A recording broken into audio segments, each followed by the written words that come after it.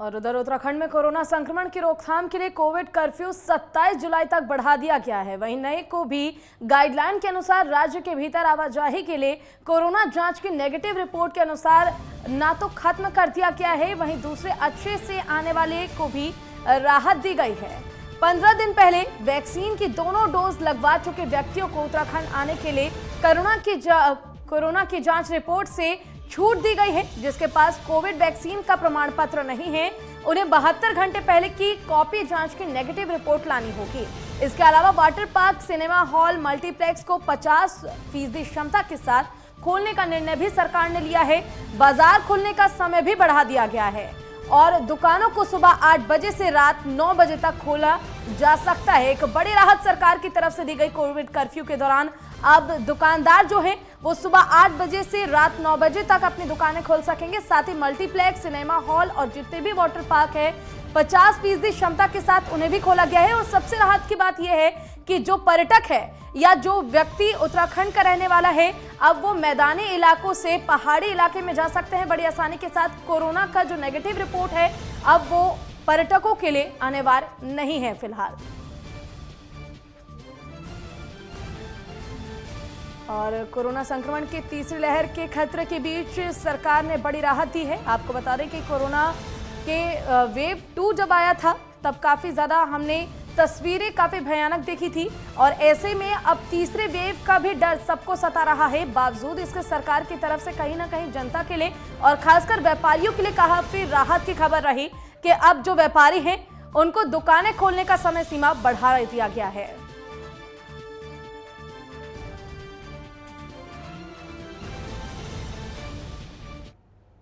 और इसी पर अधिक जानकारी के लिए हमारे साथ हमारे संवाददाता उपेंद्र राणा लाइव जुड़ चुके हैं। उपेंद्र, जिस प्रकार से हम देख रहे हैं कि एक और सरकार ने रियायतें दी है तो वहीं दूसरी ओर तीसरी वेव का खतरा भी लगातार लोगों को सता रहा है। क्या ऐसे में सरकार की तरफ से दी जाने वाली छूट कहीं ना कहीं लोगों के लिए मुसीबत साबित होगी?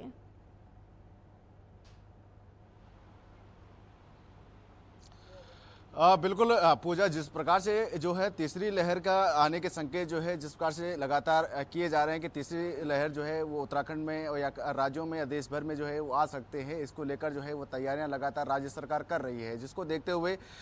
देखा जा रहा है कि जो बाहर से आने वाले राज्य हैं उनको जो है आरटीपीसीआर टेस्ट लाना होगा। लेकिन इस बार जो है अब उत्तराखंड राज्य सरकार ने जो है यहाँ पर ढील देने की बात की है और कई रियायतें जो है आम लोगों से लेकर जो बाहर से आने वाले लोग हैं उनको काफ़ी रियायतें जो है वो दी गई, जिसमें जो है 27 जुलाई तक जो है जिस प्रकार से कोरोना कर्फ्यू बढ़ाया गया है। ऐसे में कोरोना कर्फ्यू के दौरान 8 बजे से 9 बजे तक जो दुकानें हैं उनको खोलने की इजाज़त दी गई है। जिस प्रकार से स्विमिंग पूल और जो मल्टीप्लेक्स सिनेमा हॉल हैं उनको फिलहाल के लिए जिस प्रकार से पहले बंद किया गया था, अब 50% क्षमता के साथ जो है उनको खोलने की इजाज़त जो है राज्य सरकार के द्वारा दे दी गई है। साथ ही जो बाहर से आने वाले जो हवाई सेवा से आने वाले जो लोग हैं, अगर उनको डबल डोज वैक्सीन जो है वो अगर लगाई गई है 15 दिन पहले, तो उनको जो है अपने साथ आरटीपीसीआर नेगेटिव रिपोर्ट लाने की कोई ज़रूरत नहीं है। हालांकि यह जरूर है कि जो अन्य राज्यों से अभी फिलहाल जो ऐसे आएंगे उनको अगर उनको वैक्सीन नहीं लगी है तो उनको जो है आरटीपीसीआर टेस्ट जरूर दिखाना होगा। लेकिन जनपद के जो राज्य के अंदर के जो लोग हैं उनको किसी भी प्रकार से जो है राज्य में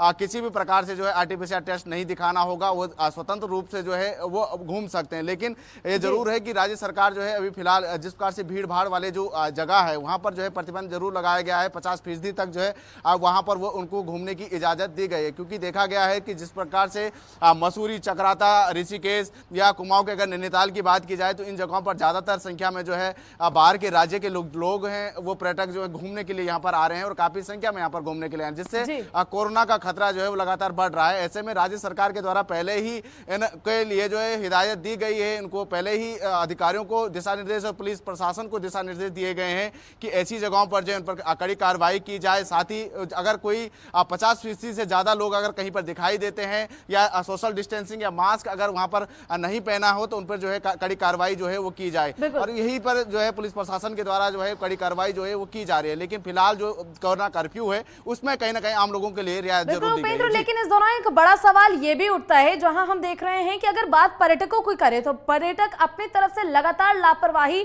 बरत रहे हैं। लेकिन बड़ा सवाल ये उठता है कि जहां हमने देखा था कुंभ के दौरान कई मामले पॉजिटिव पाए गए थे और आंकड़ों को छुपाने का, घोटाले का आरोप भी सरकार पर लगा था। ऐसे में एक बार फिर से सरकार सरकार ने ऐसा फैसला लिया जिसमें कि पर्यटकों के लिए आरटीपीसीआर नेगेटिव रिपोर्ट लाना अब अनिवार्य नहीं है, तो कहीं ना कहीं एक बड़ी चूक इस दौरान हम समझ सकते हैं सरकार की तरफ से, क्योंकि लगातार अभी खबर यह भी सामने आई थी कि कुछ पर्यटक ऐसे भी वहां पर पहुंच रहे थे जो कि कोरोना की नेगेटिव रिपोर्ट जो है वो झूठी और फेक रिपोर्ट लेकर आ रहे थे। तो क्या सरकार की तरफ से ऐसे लोगों के लिए कोई व्यवस्था वहां पर बनाई गई है?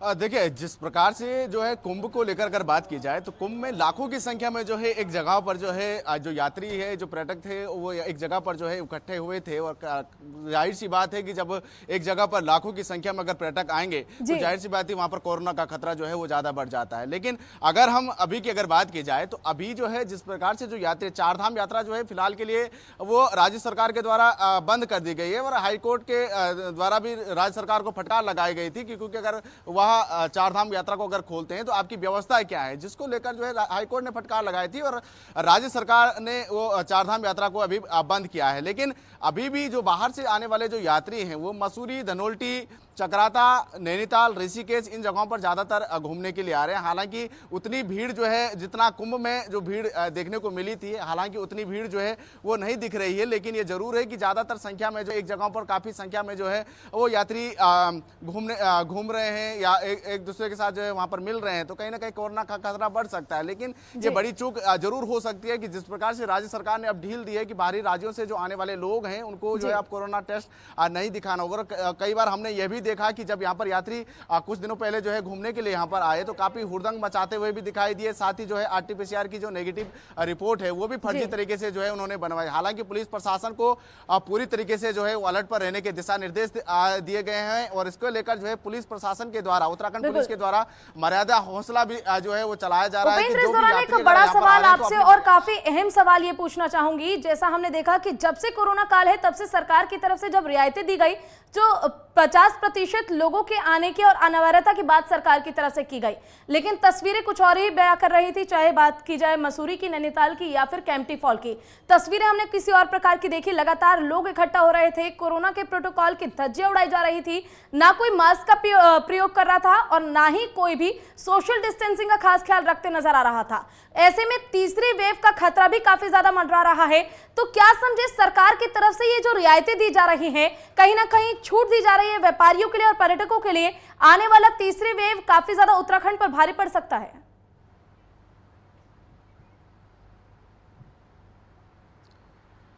देखिए पूजा, बिल्कुल जिस प्रकार से जो है, जिस प्रकार से हमने तस्वीरें देखी भी थी और दिखाई भी थी, अपने दर्शकों को दिखाई भी थी कि कैंपटी फॉल में किस तरीके की भीड़ जो है वो वहां पर यात्रियों की लगी हुई थी। काफी संख्या में वहां पर यात्री जो है बिना मास्क, बिना सोशल डिस्टेंसिंग के वहां पर देखे गए। हालांकि उसके बाद जब वीडियो वायरल हुई तो उसके बाद राज्य सरकार ने उस पर संज्ञान लिया और 50% जो है वहां पर घूमने की इजाजत दी गई। हालांकि फिलहाल अभी कैंपटी फॉल जो है बारिश के कारण जो है अभी वहां पर प्रतिबंध जो है वहां पर लगाया गया है यात्रियों के लिए। लेकिन अगर अन्य क्षेत्रों की और अन्य पर्यटक स्थलों की बात की जाए तो यही हालात जो है वहां पर दिखाई दे रहे हैं। काफी संख्या में वहां पर यात्री घूमने, तो जाहिर सी बात है कि ऐसे समय में जिस प्रकार से तीसरी लहर का खतरा जो है वो देश भर में और राज्य भर में अगर मंडरा रहा है, इससे कहीं ना कहीं उसको बड़ी चुनौती जो है वो राज्य सरकार के लिए हो सकती है। लेकिन हालांकि अब राज्य सरकार के पास बड़ी चुनौती यह भी है कि क्योंकि जो आर्थिक संकट है, जो आर्थिक संकट राज्य में गहरा रहा है, उस आर्थिकी को पटरी पर किस तरीके से लाया जाए, उसको लेकर भी कहीं ना कहीं राज्य सरकार प्रयास कर रही है कि अगर ज्यादा से ज्यादा पर्यटक अगर उत्तराखंड में अगर घूमने के लिए आएंगे तो कहीं ना कहीं थोड़ा जो आर्थिक स्थिति है जो है उसको पटरी पर लाया जा सके। क्योंकि देखा जाता है कि जो चारधाम यात्रा है वो लाइफलाइन उत्तराखंड की मानी जाती है, लेकिन फिलहाल जो है वो चारधाम यात्रा जो है वो बंद कर दी गई। लेकिन जो पर्यटक स्थल है वहां पर काफी जो है संख्या में घूमने के लिए अगर यात्री आते हैं या पर्यटक आते हैं तो कहीं ना कहीं व्यापारियों के लिए भी जो है उनकी जो आर्थिक स्थिति है वो भी सुधरेगी। साथ ही जो राज्य सरकार चाहती है कि उत्तराखंड की जो आर्थिक स्थिति है उसको पटरी पर लाने की कोशिश जरूर सरकार कर रही होगी, जिसके तहत जो है जो पर्यटक बाहर से आ रहे हैं उनको घूमने के लिए जो है इजाजत दी गई है। जी बिल्कुल उपेंद्र, सरकार की तरफ से लगातार टेस्टिंग और ट्रैकिंग का काम किया जा रहा है। अब देखना यह होगा कि सरकार की तरफ से जो रियायतें दी गई हैं उसका क्या कुछ प्रभाव राज्य पर पड़ेगा। बहुत बहुत शुक्रिया आपका तमाम जानकारी के लिए। चलिए रुकेंगे छोटे से ब्रेक के लिए, जल्द लौटेंगे।